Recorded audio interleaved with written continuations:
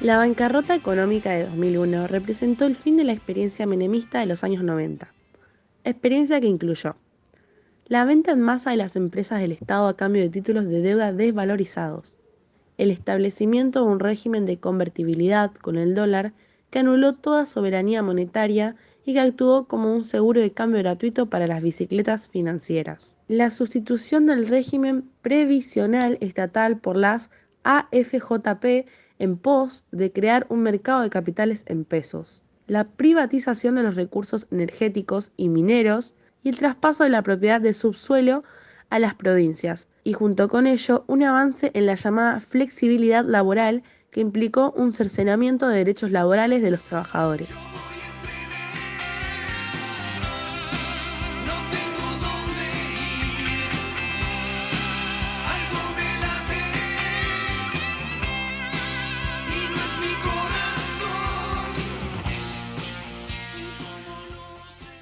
Esta política implicó un alineamiento con Estados Unidos, autodefinido como relaciones carnales, recogió el apoyo de toda la clase capitalista, incluida la llamada burguesía nacional, de sus partidos y también de la burocracia sindical.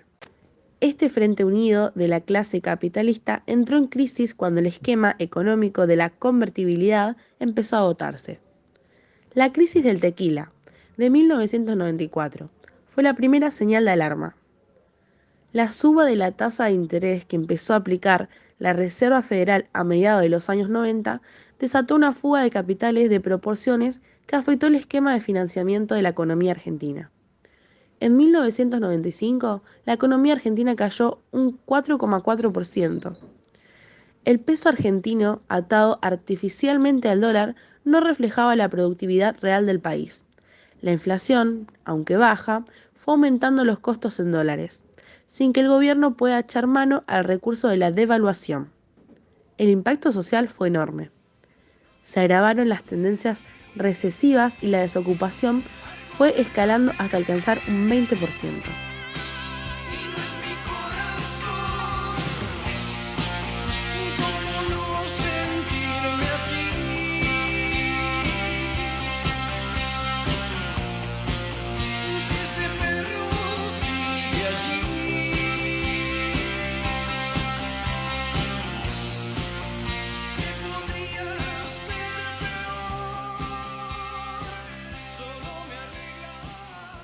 Fue así como una parte importante del empresariado y de las fuerzas políticas que habían formado parte de la experiencia menemista comenzaron un viraje en busca de otro esquema económico.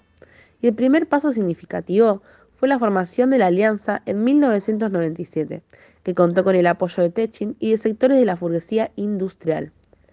De la Rúa y Chacho Álvarez promovían mantener la convertibilidad de la moneda. De esta manera obtenían el respaldo mayoritario de la clase capitalista que necesitaba completar la dolarización real de sus activos y beneficios mediante la fuga de capitales, mientras a los sectores medios y de trabajadores se los tranquilizaba con una dolarización ficticia de sus depósitos en pesos, cuando ya resultaba evidente que no existía respaldo para semejante medida. Hubo una expectativa de mucha gente en un cambio de gobierno con lo que fue la alianza que encabezó de la Rúa y en muy poco tiempo esta chocó muy fuerte con las condiciones de vida de la gente. Y claro, y después la situación se fue agudizando a tal punto que la provincia de Buenos Aires también empezó a emitir patacones, que eran como un billete, nada más que con otra denominación. Sería como una tarjeta alimenticia. No, no, no era un billete, un billete. Vos tenías el billete como tenés hoy un peso, bueno, era igual. Entonces, estos bonos tenían ese rol. Y en un momento, también el gobierno nacional de la Rúa llegó a sacar una cuasimoneda. O sea, mirá lo absurdo, que como estábamos en la convertibilidad y no podían emitir más pesos que los dólares que había en el Banco Central, porque todavía estábamos en el 1 a 1 de Caballo, como forma de emisión, el gobierno nacional también sacó su LECOP, se llamaba la cuasimoneda. Entonces a nosotros nos pagaban, al principio nos pagaban pesos y por ejemplo el 20% en patacones. Después 60% en pesos, 40% en patacones. Después 50, después al revés, 30% en pesos, 70% en patacones. Y después hubo 2 meses más o menos, o 3, que nos pagaron 100% en patacones. Entonces el problema del patacón, de todas las cuasimonedas, era que cuando vos ibas a comprar, en algunos negocios te lo aceptaban tal cual era y en otros no te lo querían recibir. Al principio, hasta que la gente se acostumbró, en un momento había una serie A y después una serie B, no te agarraban los de la serie B, te agarraban solo los de la serie A, te los reconocían a menos del valor. Ya, si valía 100 pesos, te decían, bueno, esto te lo tomo, pero a 80. Lo que pasa es que los bonos en un principio en algunos comercios no los aceptaban y nosotros cobrábamos en bonos. Entonces como que teníamos recortado, limitado el salario. Después es como que paulatinamente se fue aceptando y los negocios los aceptaban. Pero, por ejemplo, me acuerdo puntualmente en una farmacia de haber ido a comprar un medicamento y que no me aceptaran los bonos. Que bueno, la verdad que fue bastante crítico. Pero si bien fue una época muy difícil, muy crítica, también hay que reconocer que la sociedad estuvo muy movilizada y que no permitió que se llevaran adelante todas las reformas o todos los ajustes que estaban planificados, proyectados en ese momento. Yo vivía acá en La Matanza. Vivía primero en Villa Los Urrea, después en San Justo. ¿Cómo sobrellevas la crisis? ¿Cómo salías adelante? Bueno, fue una situación muy compleja porque no es que el 2001 llegó de la nada, sino que llegó justamente ya al final del gobierno de Menem. La cosa estaba muy mal, ya el gobierno de Menem había generado 4 millones de desocupados, con lo cual había una situación muy... Ahí empezaron a organizarse el movimiento piquetero. Durante los primeros años del menemismo fueron los trabajadores de las empresas del Estado los que ocuparon los primeros puestos en las luchas. Estas fueron derrotadas con la complicidad clave de la burocracia sindical. Cuando estas fueron derrotadas, el centro de gravedad se trasladó al interior del país. Hacia 1997, en las zonas más afectadas por las privatizaciones, como Tartagal, Mosconi y Cutralcó, comenzaron los levantamientos masivos y cortes de ruta. Emergía así el movimiento piquetero. En ese tiempo, ¿cuántos años tenía vos? Y en el 2001, sí, para diciembre, ya 20 años. Pero vos decías, el corte de Casanova y eso fue un poco antes, no me acuerdo el mes, pero por ahí 19. ¿Y recién había terminado el colegio en esos tiempos o todavía no? ¿O sigues estudiando? Y a fin del 2000 terminé el secundario. ¿Y cómo era tu tema económico? ¿Con tu papá? ¿Vivía con tu papá? ¿Ya te podían independizar? Y había agarrado un primer laburo más permanente, digamos, en algún momento del 2001, no me acuerdo en qué mes. Para fin del 2001 me había quedado sin laburo de vuelta, así que estaba desocupado. Y en esos meses, de haber sido durante el propio 2001, por primera vez me había ido a vivir solo, o sea, no solo de verdad, sino con otros pibes, que también militaban conmigo y que compartíamos el alquiler de una casa. ¿Y qué salida laboral tenías en esa época? Y bueno, yo sé inglés, ¿viste? Entonces laburé unos meses de traductor, que igual me habían tomado medio como aprendiz, así que empecé trabajando gratis y después por poca plata. Perdón que te interrumpa, cuando hablas de plata, ¿te pagan en pesos o te pagan con los bonos? Porque en ese tiempo están... No, en pesos, pero los primeros meses que aprendí, como nunca había trabajado de eso y no tenía experiencia, la verdad tuve que empezar como a prueba y empecé trabajando gratis. Y después me empezó a pagar pesos, no era mucha plata, y no me acuerdo bien para qué mes, pero hacia fin del 2001 les había caído mucho el trabajo a esa oficina de traducciones y directamente me quedé sin laburo.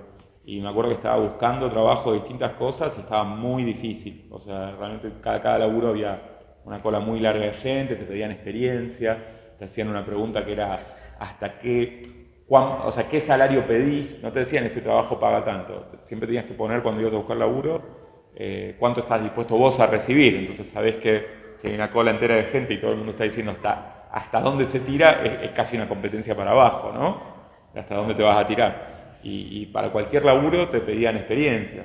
Y yo había terminado recién la secundaria, había trabajado alguna cosa de cadete o, viste, changas muy puntuales, pero no tenía experiencia de trabajo, así estaba muy difícil. En el 2001, o sea, antes del 2001 te comento para que tengas una idea. Yo pasé de lo que se denomina de escopeta a perro, no de perro a escopeta. Es decir, a mí me pasó lo mismo que le pasó a mucha gente del país. Mi ex esposo trabajaba en una empresa argentina con capitales extranjeros, era muy importante en su empresa, ganaba muy buen sueldo y vivíamos muy bien. En el 2001 todo cambió para el país, esa empresa empezó a reducir personal, empezó a echar personal y se fue de Argentina. Se fue a Brasil porque le ofrecían mejores condiciones económicas. Consecuencia, toda la gente, la mayoría quedó en la calle. Por lo tanto, nuestro poder adquisitivo cambió muchísimo. En esa época no había trabajo para nadie, no conseguías trabajo en ningún lado. Los argentinos la pasamos muy mal. Ahí empezó el trueque, cosa que no se conocía antes. La gente cambiaba un par de zapatos viejos, usados, algunos en malas condiciones, por un paquete de fideo o por un paquete de arroz, porque no tenían con qué darle de comer a los hijos. O sea que mal.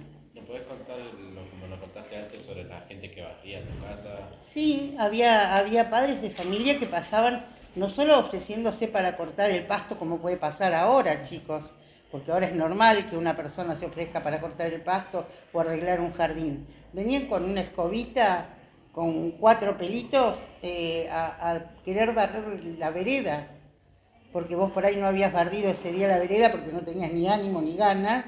Entonces se ofrecían para barrerte la vereda por lo que pudieras darle. 2 pesos, un paquete de fideo, un paquete de arroz, lo que tengas para llevar a la casa. Era una época jorobada. Juan Atlético Lugano, un club que en ese momento estaba en la categoría D, la más baja del fútbol del ascenso. Y la crisis era tan grande que llegaba también al fútbol. Y es más, y ese año dejé de jugar porque me acuerdo que me lesioné y el club no tenía cómo solventar mi lesión.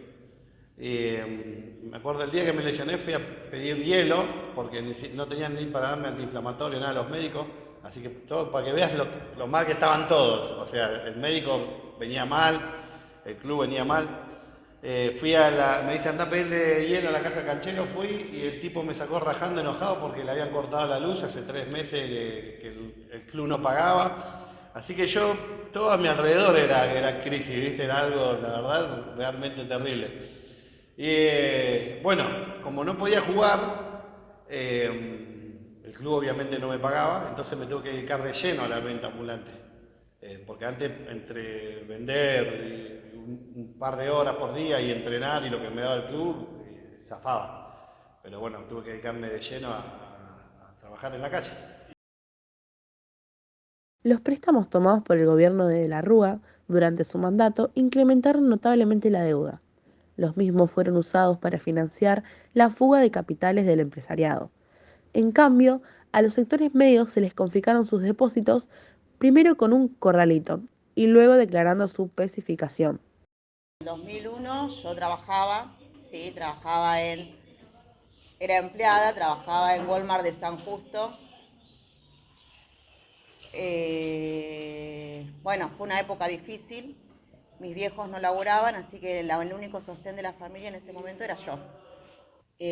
Bueno, había muy poco trabajo, me acuerdo que el colectivo iba súper vacío, muy pocas personas viajaban en él, no como ahora, que ahora es imposible subir al colectivo, pero me acuerdo que en aquella época iban vacíos los colectivos. Así, el movimiento piquetero que había nacido en las provincias del interior ganaba una presencia decisiva en el centro político del país.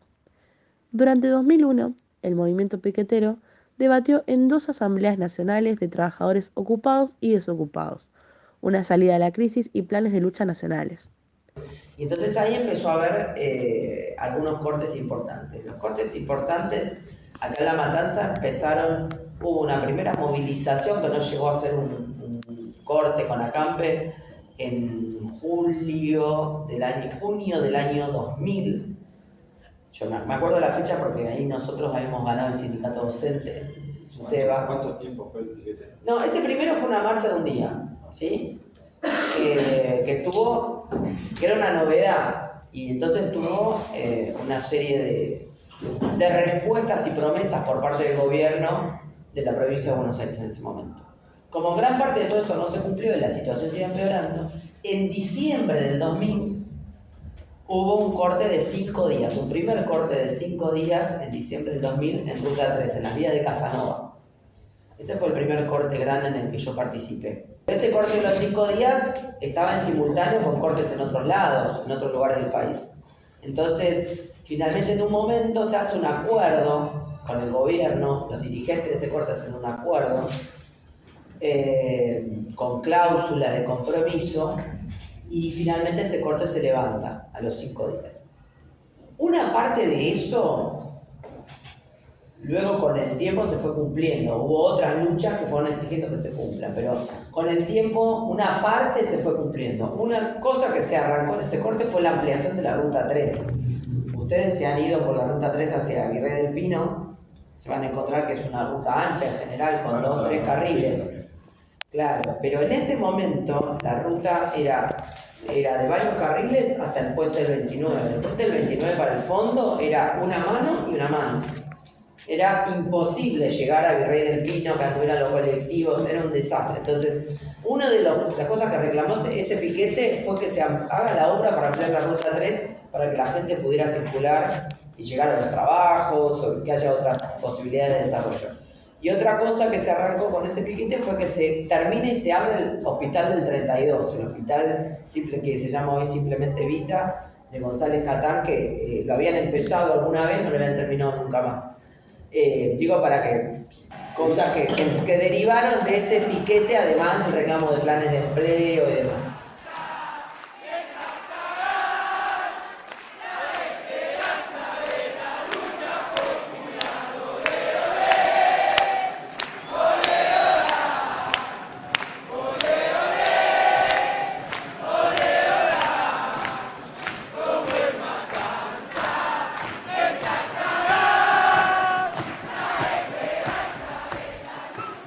El propio 2001 hubo una asamblea nacional piquetera, que acá en La Matanza, en la iglesia de Sagrado Corazón, sobre la Ruta 4, la Camino de Cintura, se hizo una reunión de organizaciones de desocupados y también de sindicatos y otros movimientos de lucha de todo el país, y se empezaron a coordinar planes de lucha. Así que varios de esos, me acuerdo, fueron muy importantes. De hecho, la organización de desocupados con la que estábamos colaborando, que hoy se llama Polo Obrero, ahí recién se estaba armando el Polo Obrero sobre la base de varias comisiones de distintos lugares, acá en La Ferrere, y en Catán después, proponía esto de que se junten los que estaban en lucha en todo el país en una asamblea nacional. La salida a la calle de la clase media cerró un frente de hecho, la unidad entre los piquetes y las cacerolas. Han ocurrido en el país hechos de violencia que ponen en peligro personas y bienes. Quiero informarles que ante eso he decretado el estado de sitio en todo el territorio nacional. El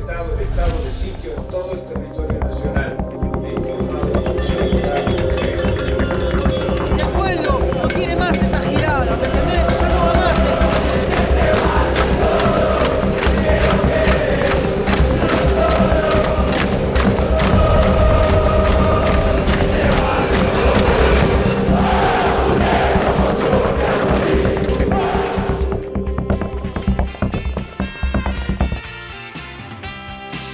Yo voy a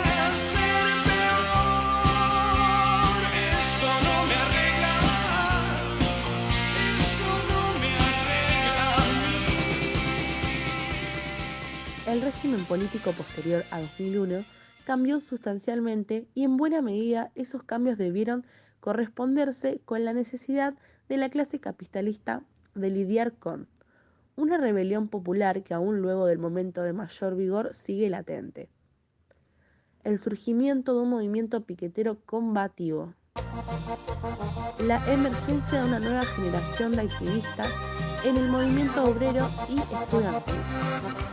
Piensan cerrar la fábrica o reducir personal. Y son muchas familias que en la calle quedarán. Cortaremos la ruta, la situación no va más. ¿Cómo explicarle a un hijo que ya no podrá estudiar? Las cubiertas ya arden, aquí nadie pasará. Aunque repriman los ideales nos matarán. ¿Dónde están las promesas que los políticos dan? Cuando hay elecciones al pobre hay que engañar. Soy piquetero.